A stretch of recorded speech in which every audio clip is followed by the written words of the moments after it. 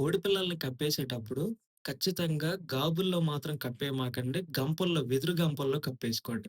ఎందుకు వెదురు గంపల్లోనే కప్పేయాలి అంటే, బేసిక్‌గా కోడనేది వేడి వాతావరణంలో బాగా సర్వైవ్ అవ్వగలుగుతది. అది చిన్న కోడి పిల్లైనా, పెద్ద కోడైనా. అటువంటి పరిస్థితుల్లో ఇది చిన్న కోడి కాబట్టి, చిన్న కోడి పిల్లలు కాబట్టి వీటికి ఎక్కువ మొత్తంలో వేడి గావాలి. సో, వేడి గావాలి గాబట్టి తల్లి వేడి అందిస్తూ ఉంటది. అండ్ అంతే గాకుండా మనం గంపలో ఉంచినప్పుడు ఏమైతదంటే తల్లి అందించినటువంటి వేడి కారణంగా వేడి అక్కడే జనరేట్ అయింది గాబట్టి వేడి లోపలే ఉంటది. కోడిపిల్ల యొక్క శరీరానికి వేడి బాగా అందుతా ఉంటది. వెదురు గంప అవ్వటం వల్ల తొందరగా చల్లబడదు లోపల భాగం. గంప లోపల భాగం. అదే మనం గాబుల్లేసి ఉంచామనుకోండి బయట నుంచి గాలి తగిలిద్దిగా.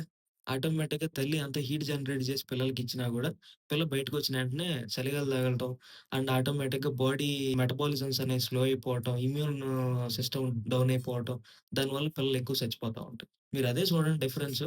గంపలో ఉన్న పిల్లకి, గాబులో ఉన్న పిల్లకి చాలా తేడా ఉంటది.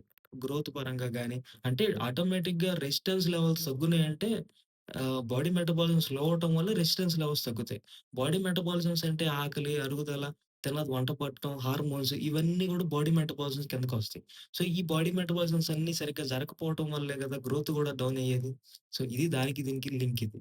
సో, కాబట్టి ఇక నుంచైనా గాని కోడి పిల్లల్ని కప్పేసేటప్పుడు ఖచ్చితంగా గంపల్లో కప్పేసుకోండి. అంతేగాని గాబుల్లో కప్పేసి చుట్టుపక్కల మేము గ్రీన్ మ్యాట్ ఏస్తాం, చుట్టుపక్కల చీర కడతాం, చుట్టుపక్కల మేము ఫ్లెక్సీ కడతాం ఇట్లాంటివి చేయమాకండి. ఇక కోడి పిల్ల డ్యామేజ్ అవుతున్నారు. ఇలాంటి మరికొంత ఇన్ఫర్మేషన్ తెలుసుకోవాలనుకున్నా, లేదా మీ కోళ్ళకి కూడా ఏదైనా అనారోగ్య సమస్యలొచ్చినప్పుడు ట్రీట్మెంట్ కోసం కాంటాక్ట్ అవ్వాలనుకున్నా, డిస్‌ప్లేలో ఉన్న వాట్సాప్ నంబర్ ద్వారా కాంటాక్ట్ అవ్వచ్చు.